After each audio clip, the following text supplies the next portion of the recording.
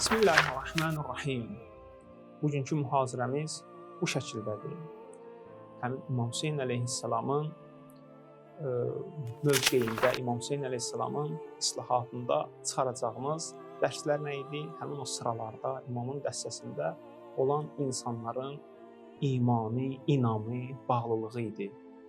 Zübalə mövqeyi ünvanında İmam Hüseyn əleyhissalam yolda olarkən Müslim ibn Əqil və Hani ibn Ürvənin qətlə yetirilməsi xəbəri və dəvət edənlərin xəyanəti xəbəri gəlir imama çatır həmin o yerdə. Normalda hər hansı hərbi lider nə etməlidir? Ordunun əhval-ruhiyyəsini qorumaqdan ötürü bunu bildirməməlidir. Amma İmam Hüseyn əleyhissalam belə etmədi. İnsanları topladı. Həqiqətləri heç bir bərbəzək vurmadan elan etdi. Onlara azad şəkildə ayrılıb getmək üçün icazə verdi. İmamın məqsədi Allaha doğru gedən yolda azad seçimlə getmək idi.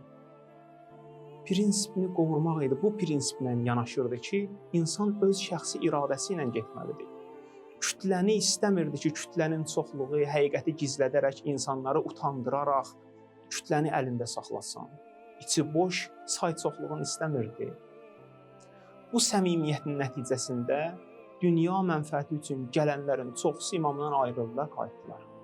Çünki onlar elə bilirdilər ki, Kufə artıq imamın əlindədir. Onlar Zah-Cəlala gedib qonacaqlar, onlar mal-dövlətə gedib yiyələnəcəklər.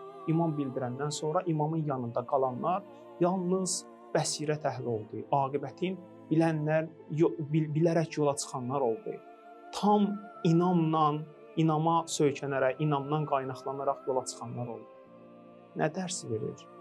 Böyük hərəkatlarda ardıcılların ixlaslı və keyfiyyəti lazımdır. İçi boş çoxluqdan həmin o keyfiyyət qat və qat üstündür.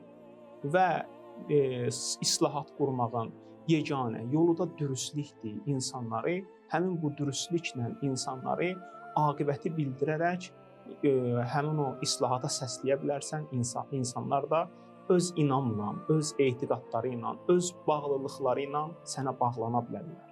Nəticədə İmam Hüseyn əleyhissalamın Kərbəladakı olan yar-ı ənsarından ixlaslı, imanlı, bağlı adamlar yox idi yer üzündə.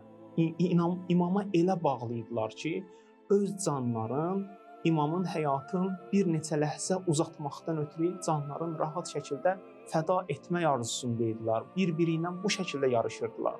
Çünki etiqadla gəlmişdilər imamın yanına, inamla gəlmişdilər. Ona görə imam say çoxluğunu istəmirdi. Həmin o etiqadı, o inamı istəyirdi, o keyfiyyəti istəyirdi. Elhamdülillahi Rabbil aləmin. Sallallahu alə Muhammedin və alihi tahirin.